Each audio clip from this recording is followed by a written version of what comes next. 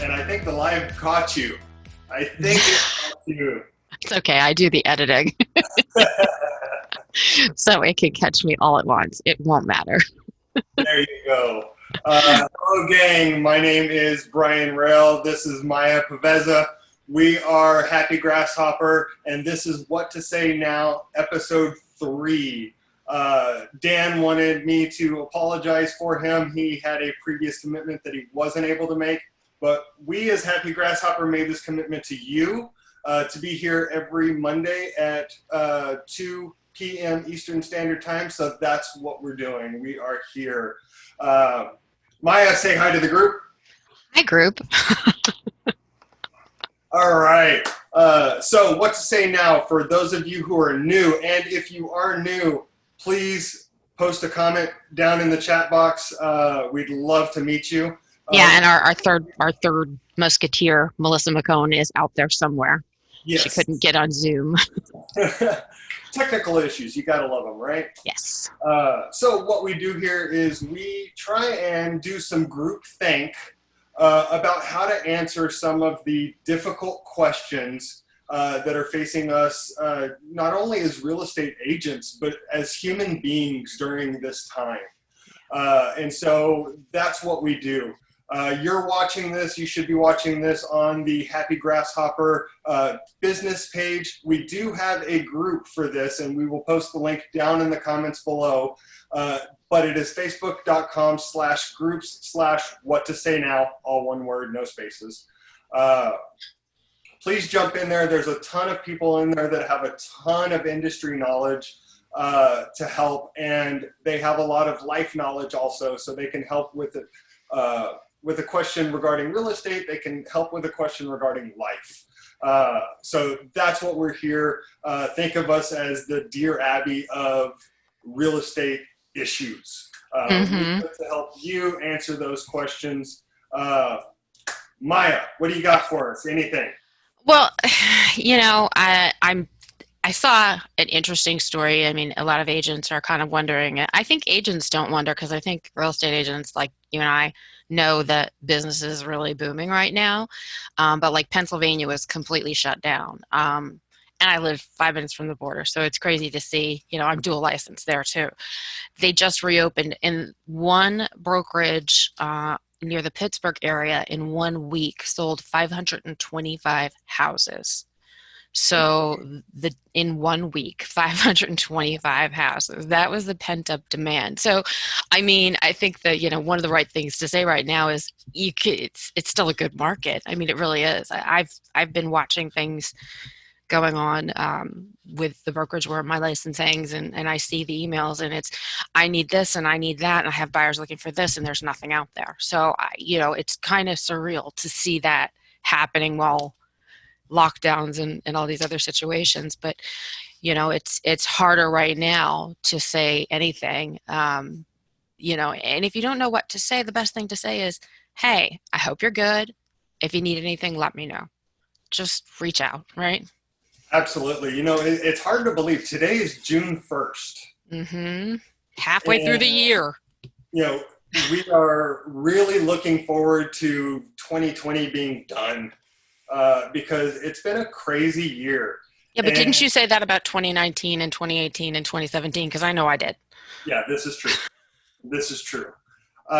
So, there's a whole lot of things going on in the world right now. It all affects real estate, but most importantly, it affects life. And that's one thing, one of Dan's favorite sayings, and he says that he should have this tattooed on him, but he doesn't, is express sincere concern. And that's one thing that a lot of people in real estate don't think about when they think about marketing. Yeah. It's not always a sales call. It's not always a call to action. What sometimes you need, and the majority of the times you need, is a call to conversation. And by expressing sincere concern, you can do that. It's not, hey, I haven't talked to you in a while. Are you in the market to buy a new home or sell a new home?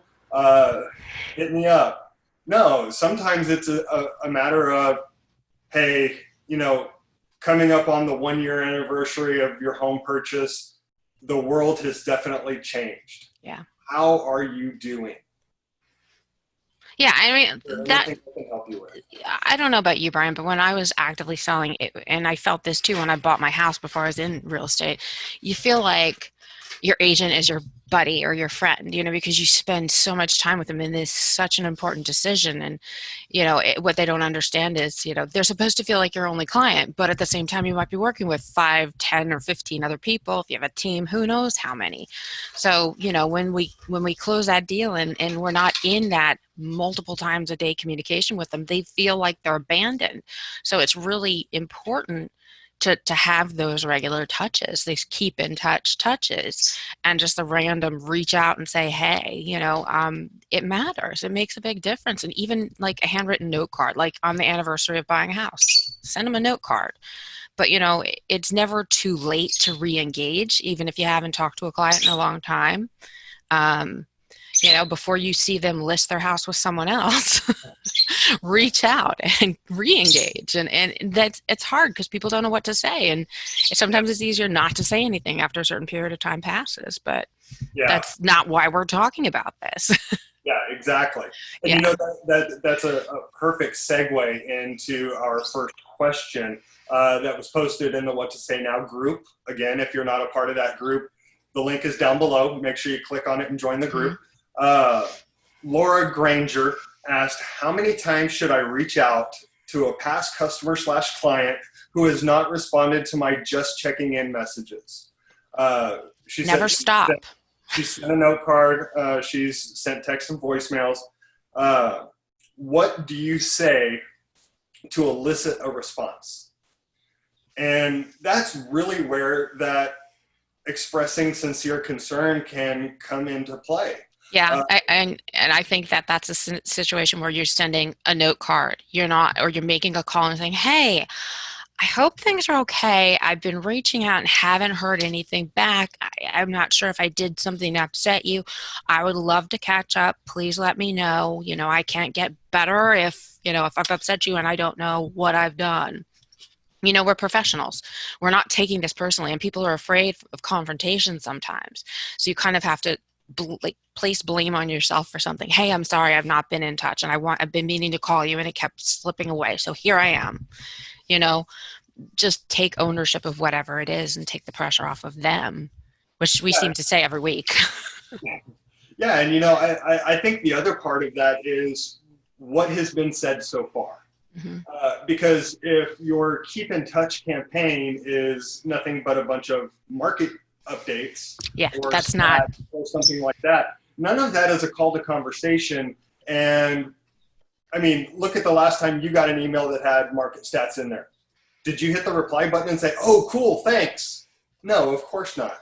no, not unless you're really interested in it, and that's 1% of the time.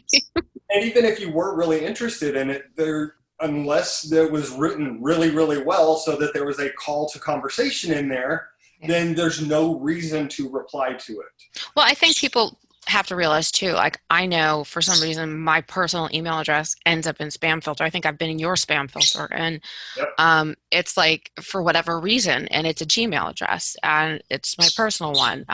So I always will ask people, I'm like, did you get my email? And more often than not, they haven't. And they're like, oh, there it is in the junk file, as long as it hasn't been deleted.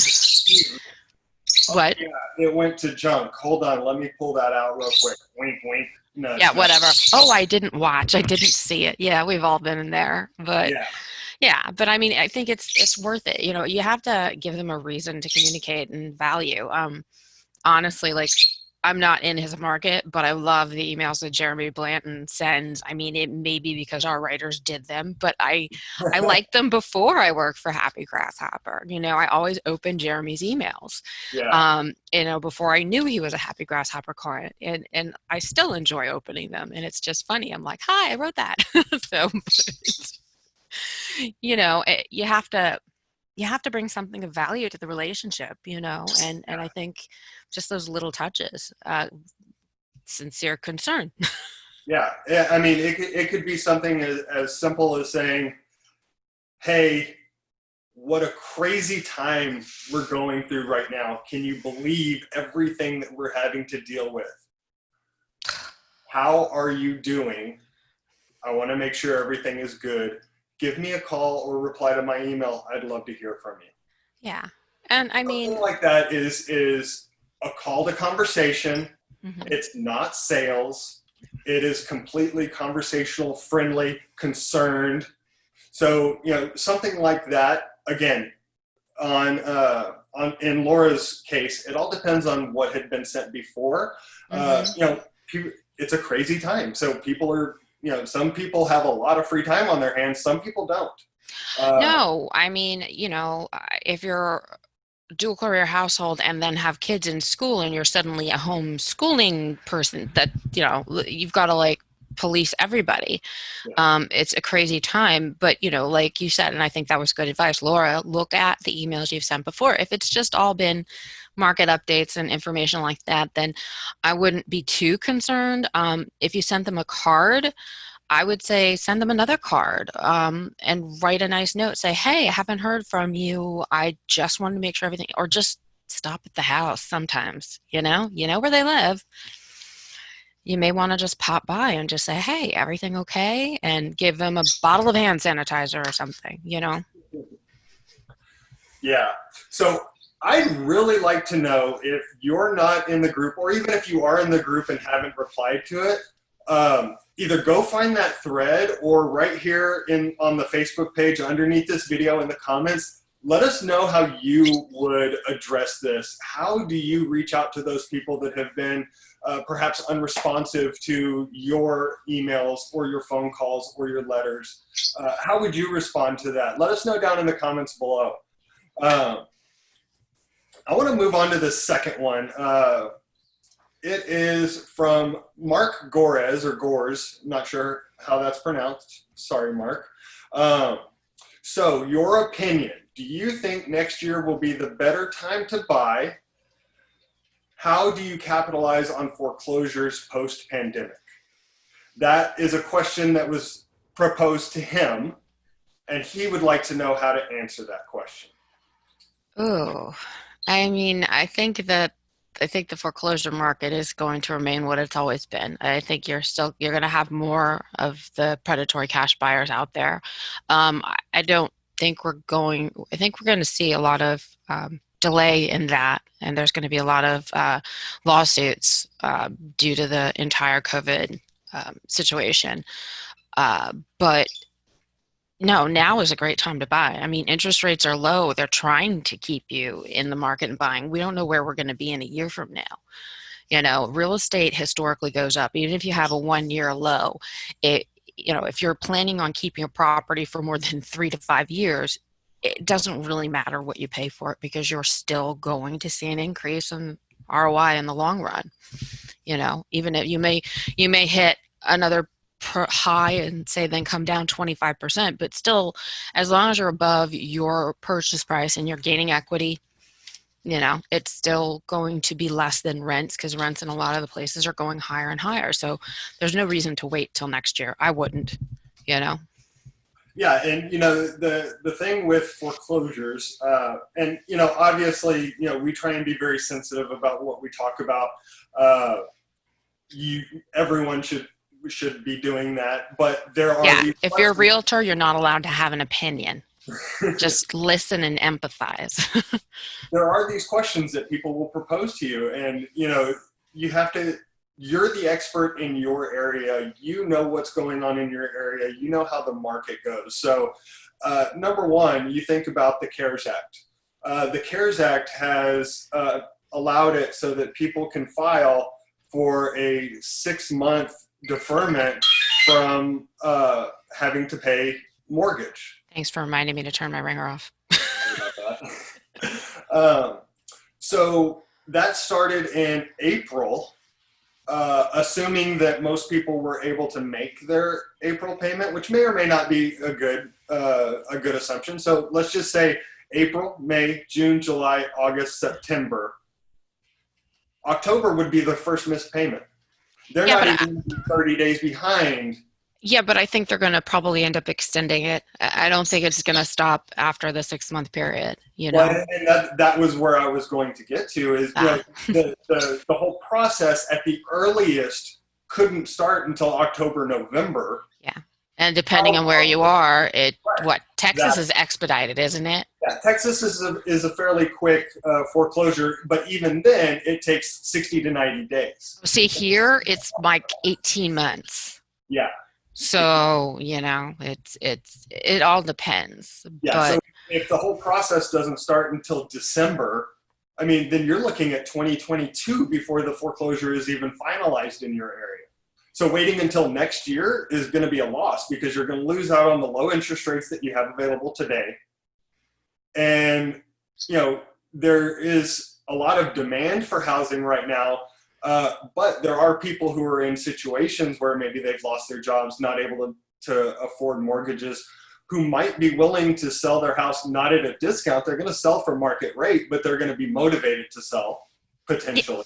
now, have you heard about there's a company out there now where they'll buy your house and you can rent it back? We need to look into this because for some future show, because I saw an ad somewhere or something. Yeah, But I mean, I think if you've got buyers out there, the smartest thing people can be targeting right now is rental investment properties because I think fewer people are going to want to own after this. And some people are probably, I mean, if you're near a major metropolitan area, I've already heard from a lot of folks I know, either in New York or Philadelphia, or they're moving out of the city because they're not getting trapped in a high rise condo with 2 kids or 3 kids again, if this happens. So, and who knows how many people in the apartments above, below, and next to them have some contagious virus or right. whatever it happens to be. And a lot of people are trying to get out of the rat race and move out to those little bit further out areas where maybe they have more space.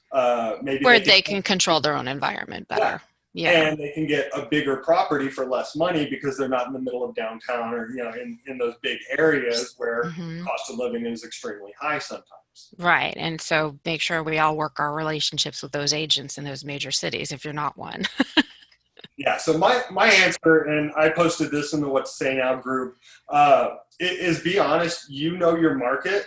What are the different pros? What are the different cons? The cons right now are all of the unknowns. We don't Right. know if the CARES Act is going to get extended. We don't know if there's going to be some kind of a mortgage rebound. We don't know what rates are going to do in a year. But did we see this coming 6 months ago? No, not really. Okay, maybe 6 months, it was getting close. But the point is, you don't know what tomorrow is. And I think it's also okay to say, I don't know, let me look into it. That's the most important thing. If you don't know, tell somebody you don't know and tell them you'll find out, Yeah. Well, you and know? one of my favorite sayings is always, unfortunately, my crystal ball is broken last week, so I don't know what the future holds. I can share with you kind of what I foresee, but there's no guarantee. There's a lot of unknowns, and what we do know is the market right now. We don't know what it's going to be 3, 6, 9, 12 months from now.